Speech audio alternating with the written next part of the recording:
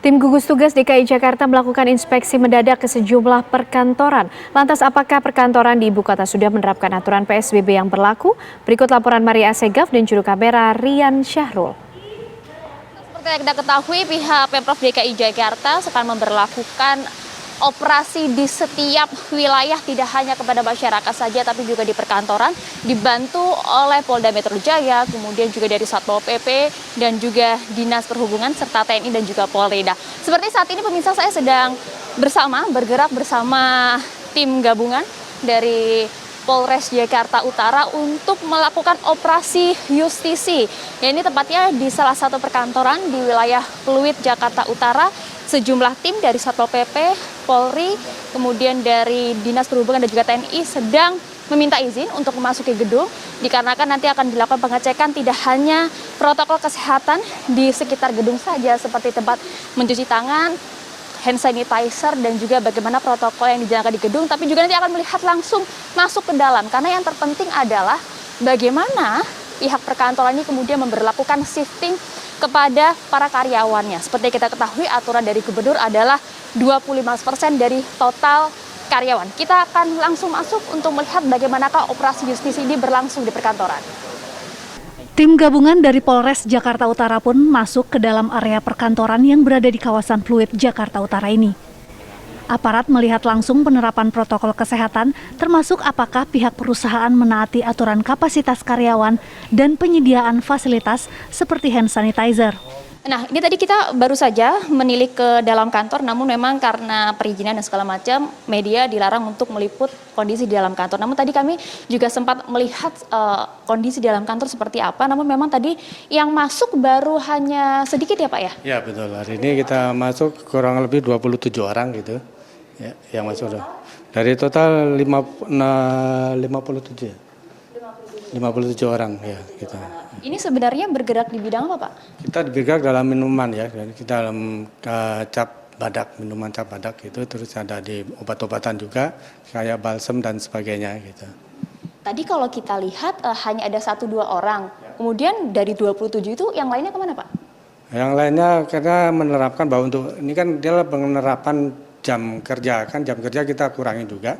Yang tadinya masuk jam 8, kita masuk jam 9 gitu, terus pulang kita yang biasa jam 5 kita pulang jam 4. Jadi selain kita jam kerja juga kita kurangin. Gitu. Jadi memang sebagian besar belum pada datang begitu ya Pak? Ya, belum datang. Kemudian tadi kami juga melihat ada sebagian tempat yang memang tidak dihuni begitu ya, kemudian dilakukan penutupan. Itu memang fungsinya untuk?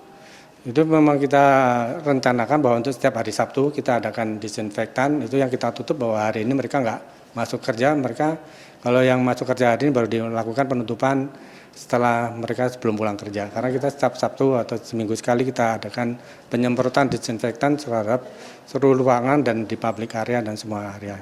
Dari sidak yang dilakukan, petugas menemukan sejumlah pelanggaran protokol kesehatan. Salah satunya yakni mengenai aturan jumlah karyawan yang masih melebihi aturan 25%. Nah, tadi kita sudah pantau ke dalam gedung di lantai 8, pemirsa dari Landmark Pluit. Kita akan tanyakan bagaimana tadi hasil pantauannya, apakah sejauh ini sudah pada patuh atau belum gitu ya. Pak Teddy, tadi sejauh ini pantauannya seperti apa? Apakah sudah memenuhi syarat dari gubernur pada saat masa PSBB kedua ini? Baik, secara keseluruhan memang untuk perkantoran yang ada di Pluit ini, kita pantau memang protokol kesehatannya mereka menggunakan. Hanya ada sedikit jumlah karyawan yang mereka terapkan itu masih di atas 25% ya dari jumlah total yang ada. Makanya kita tekankan terus kepada penanggung jawab atau manajer dari gedung yang kita sidak ini untuk melakukan protokol kesehatan. Pak Didi, jadi aturan 25% itu berlaku untuk semua karyawan di Jakarta, tidak hanya ASN? Keseluruhan ya. Jadi emang untuk pencegahan virus corona ini itu kan terjadi dari human ke human ya, manusia. Apalagi di kantor ini kan selalu berdekatan. Makanya ada penerapan dari Pergub 33 dan Pergub 88 perubahan itu untuk jumlah karyawan itu pengurangan total 25% dari jumlah total yang ada. Nah, tadi ini kan termasuk yang berarti tidak patuh begitu ya Pak. Ada sanksi tidak yang diberikan atau hanya sebatas teguran saja? Untuk himbauan minggu pertama ini kita masih menerapkan peringatan ya Mbak ya. Jadi tidak ada penindakan, kita hanya melakukan peringatan. Surat peringatan tadi sudah kita berikan ke manajer gedung. Mungkin nanti minggu berikutnya kita akan melakukan penindakan.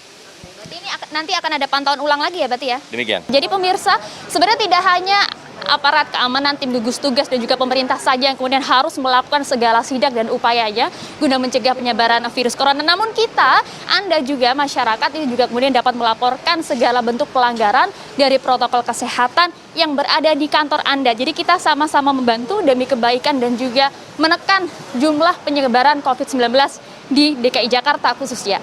Dari Jakarta, Maria Asegaf, Rian Syahrul, TV One mengabarkan.